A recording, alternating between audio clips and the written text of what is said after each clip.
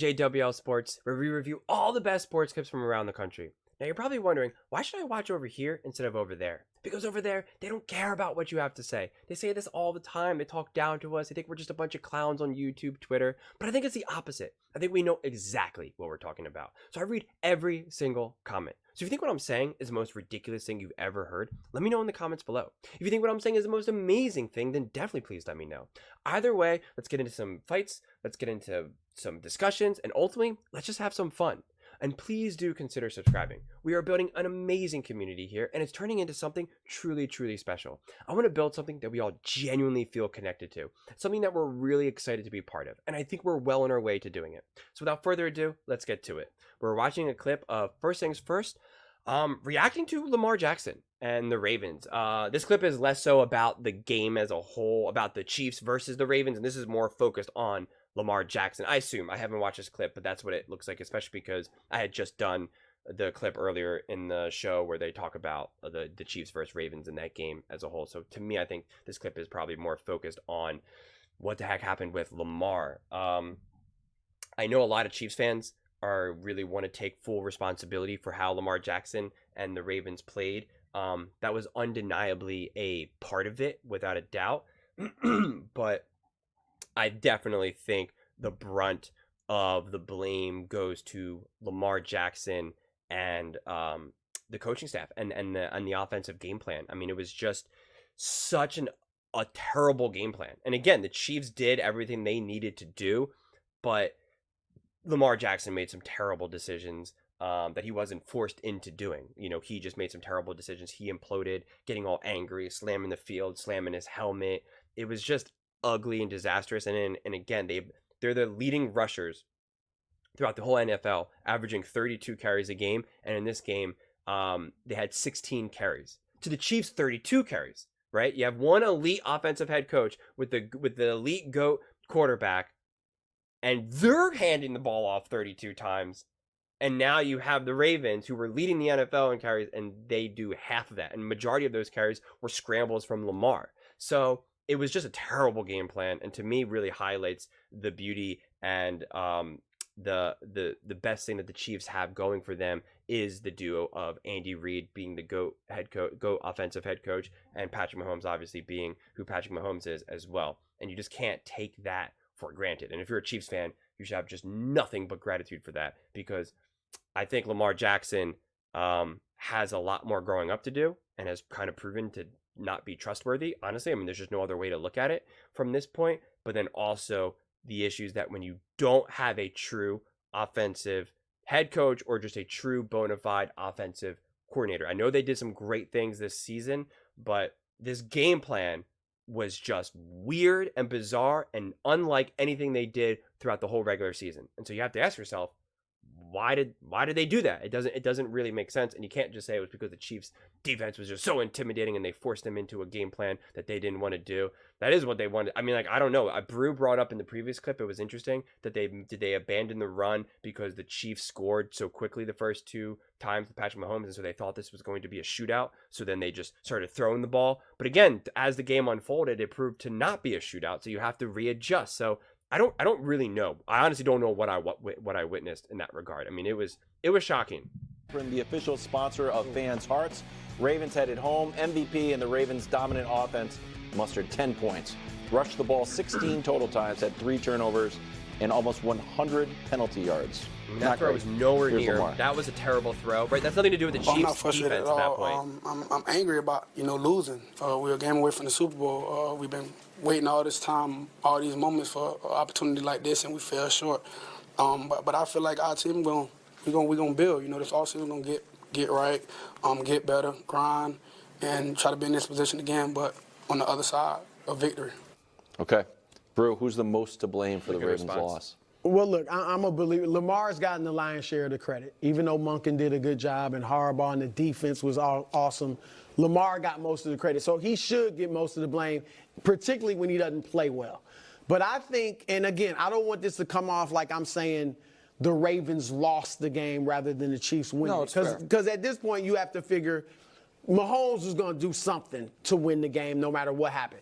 But that game was there Like, they had so many chances, and their boneheaded mistakes, the 5 15-yard penalties, roughing the passers all over the place, that helped Kansas City get in field goal position to go up with 17 points.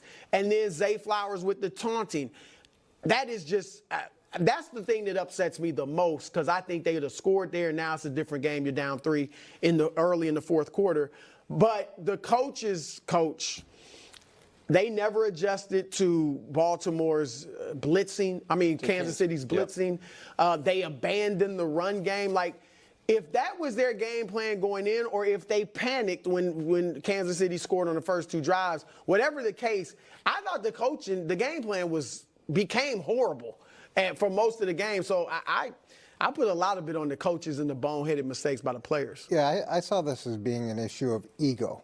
And when you've got 5 personal foul penalties, and those are whether or not you can control your emotions. And you feel good for a second, you get the taunting penalty, whatever. You feel good for a second, but it hurts your team. So that's related to ego. And then you've got Lamar's going to have to be a big passer in this game, going to be the elite passer in this game. You throw the ball, 37 times?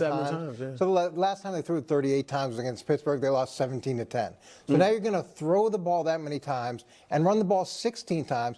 During the course of the season, you led the NFL in rushing with 32 attempts. In this game, you're averaging 5.1 yards a carry. So that's ego. We're going to show the world that we can throw the ball to.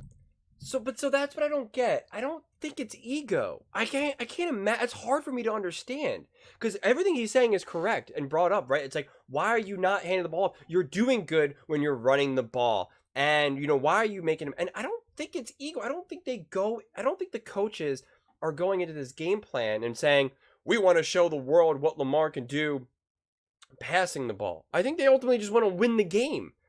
So I don't know. I don't know if their game plan was like, people are expecting if they thought the Chiefs, that they tried to do the whole thing where they're like, well, the Chiefs are expecting us to run the ball, so we're going to trick them and throw the ball. We're going to catch them so off guard that we're just going to, throw for 400 plus yards. Like, I just don't know if they out-coached themselves and they overthought it, because I can't see this being an ego thing.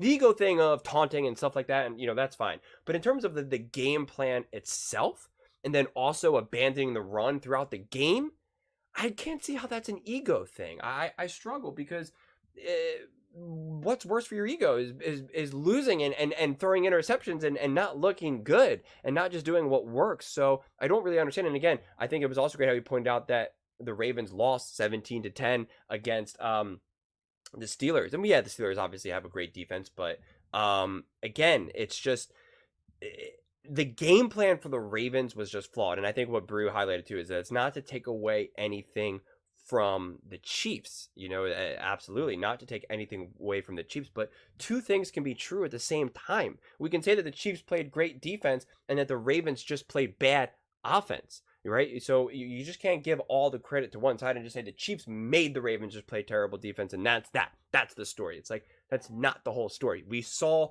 Lamar Jackson with a clean pocket just make some terrible throws, overthrowing low, high, left, right, just not good throws. Not when he was rushed, when he had time, And so and that's not ego. I don't know what that is. I think the moment got the best of him, and this is what I said previously before even going into this game. I said one of my question marks going into this game was that in this moment, when the moment gets intense, will Lamar Jackson regress to the Lamar of old?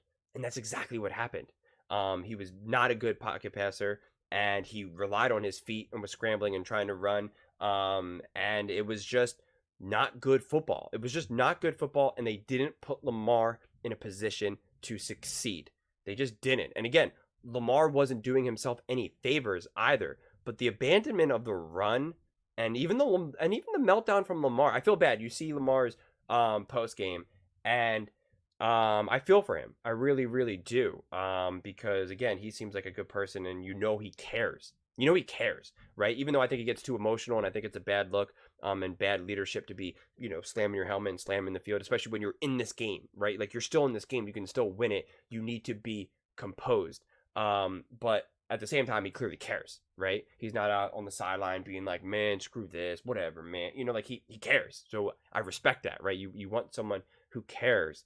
But I feel for him. This obviously hurts him, but I think this is really, I think the blame goes to the coaching and Lamar. I think honestly at this point it's kind of 50-50, but this is an absolute stain on Lamar's resume. It just is. And it's something that going into the playoffs, now going into the future, you just absolutely cannot have unconditional trust that he will be able to either perform or be resilient to any issues that arise throughout the game. You just can't. You can say you have the unconditional resilience or trust that at least you're going to get, level-headed Patrick Mahomes, obviously, Joe Burrow, Jalen Hurts, Josh Allen. Again, it's not to say that those players are always going to succeed in these moments or that they're always going to win in these moments, but that there's not going to be a meltdown, so to speak. Lamar Jackson, for the most part, really just kind of had a pseudo meltdown. I mean, he really, really did. I mean, the throws were awful. Maybe it was just a terrible game. Maybe it was just an off game. I don't know. But I think to me the game plan is one, and Lamar was two. They needed to do a better job of putting Lamar in a better position to succeed. To win the game.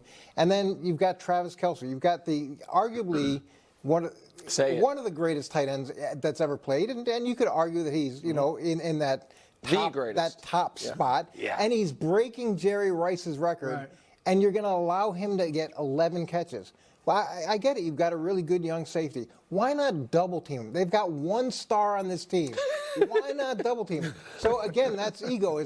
We're going to do what we do, and we're going to act the way we act, and we're going to intimidate you, and we're going to show you that we can do all those things, and then get on the podium and talk about next year. Can I sell you on a theory? Sure. This is from the New York Post, Dunleavy, New York Post. For a team used to leading, the Ravens trailed for only basically 10% of the time in their first 17 meaningful games.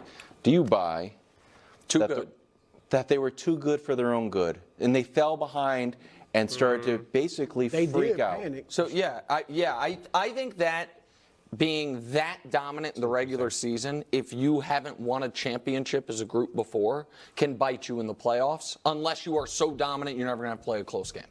And so I think that if you haven't gone through the fire and you've just been crushing people, I know it's not the same, it's not fair, but it almost reminds you like even some of the great Gonzaga teams, you know what I mean, that they were just crushing people. I know it's different, it's the NFL, and they were beating the best teams. Right. But it's one of the reasons I like the Chiefs in this spot. Well, and this is actually what I said in a previous video. This reminds me kind of similar of the Golden State Warriors. Two things now with the Golden State Warriors with what the Ravens did. The fact that they were leading carries throughout the whole NFL and then they decided not to. It's like the Golden State Warriors are obviously this 3-point shooting, and this is during their prime years. The Golden State Warriors being amazing, Steph Curry, Klay Thompson, all them shooting threes, and then they get to the NBA Finals and they're just like, we're just not going to shoot threes. We're just going to do layups and go for twos and, little mid-range jumpers. And it's like, well, that's not what got you here. Like, what are you doing? Not to mention, the Golden State Warriors also not only blew teams out during their dynastic run, but they were also down a lot of games in the playoffs too. And it's different because it's best of 7, games, stuff like that. But they were, they had many, especially in their, I think their first run, if not their second run as well.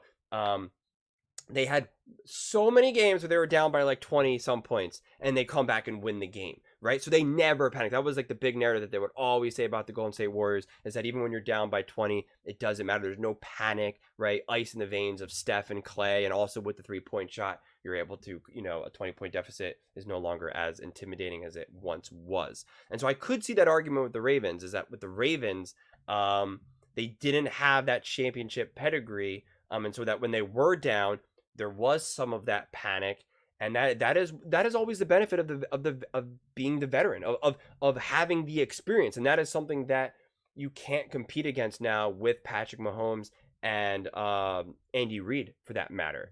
They've reached this level where that can't be challenged because they have all this experience. They've been up, they've been down, they've been up big, they've been down big, and they've done this in all the biggest moments. So they're just not going to panic or get tight like pretty much any other team in the NFL right now, except for maybe you'd have to maybe just say Stafford and McVay, But, Stafford's near the end of his career. He's no longer who he was. He's not in his prime anymore. So, outside of that, you just don't really have that unquestioned aspect of it. And again, I think this is why I think it falls on the coaches for getting the team prepared, but also why they always talk about how important veteran leadership is and how important it is to get it. And that's kind of why they ran out and got Odell, although that's not my idea of a veteran leader personally. I think Odell always cares about himself and cares about his own brand more than anything. But that is the importance, and the problem is that Lamar can't be that because Lamar hasn't succeeded. Harbaugh has done that because he's obviously won a Super Bowl and has been competitive throughout his whole career as a head coach, but he's not the offensive guru. And that's where this is not luck that the two remaining coaches in the Super Bowl right now is the GOAT Andy Reid and probably the second best offensive head coach in Shanahan. I don't even want to say probably, he is. He's better than McVay. I know McVay won the Super Bowl, but Shanahan has way more success. Shanahan is making way more championship games with different quarterbacks, theoretically quarterbacks that were not as good, whether they'll become better, but at the time, not as good. He's done more with less. Like, Shanahan has proven to be an unbelievable coach. It's very similar and reminiscent almost to Andy Reid back when Andy Reid was with the Eagles. Actually, because Andy Reid has had a tremendous amount of success with the ragtag group a bunch with the Eagles, going to 5 NFC Championship games, 4 in a row with Donovan McNabb and, just kind of a whole mess of cast of characters with no wide receivers at all. And so I think, Shanahan is and again, it took Andy Reid like 20 years to win a Super Bowl. So I would think Shanahan is to some degree following that trajectory, honestly. And so Shanahan is obviously an elite coach, and any quarterback that does not have an elite coach, it's just going to hurt you. It's just going to hurt you. And again, just even having the Chiefs having such a great elite defense obviously helps Patrick Mahomes and Andy Reid for that matter, because they only gave up 10 points, and it's like if could have Patrick Mahomes and Andy Reid won a shootout if need be? I don't know. I really don't, especially after seeing that game. It's hard to really unsee that game. So you're like, it's hard to imagine the Ravens being involved in a shootout or whatever. But obviously the Chiefs are trying to score as many points as they can, and they were only able to put up 17. So really the defense really brought them home. Also, Patrick Mahomes' ability to minimize any types of mistakes or game-changing plays that would then favor the Ravens, which again, to me, that is what makes Andy Reid and Patrick Mahomes such a deadly duo, and they're going to continue to be a deadly duo for quite some time. But what do you all think? I would love to know your thoughts on this one. Do you think it's on Lamar Jackson? Do you think it's on coaching? Do you think it's both? Do you think it has nothing to do with that they just went up against a better team in the Chiefs? Would love to hear your thoughts. Let me know in the comments below. Please don't forget to subscribe. As I said, we are building an amazing community, and I would absolutely love to see you part of it. Please don't forget to give this video a thumbs up, as it really helps with the visibility and the algorithm. Thank you so much, and see you next time.